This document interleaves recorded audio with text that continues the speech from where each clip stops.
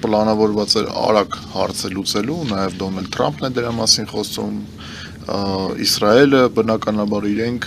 պլանավորում էին շատ արագ հարցը լուծել եւ այնպես անել, որ ստիպեին Իրանին գնալ զիջումների,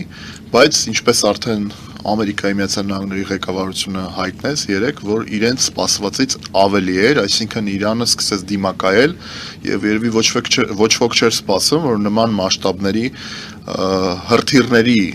հրթիռներով կխփի տարբեր երկրների, մոտ 27 երկրներում ամերիկյան բազաներին եւ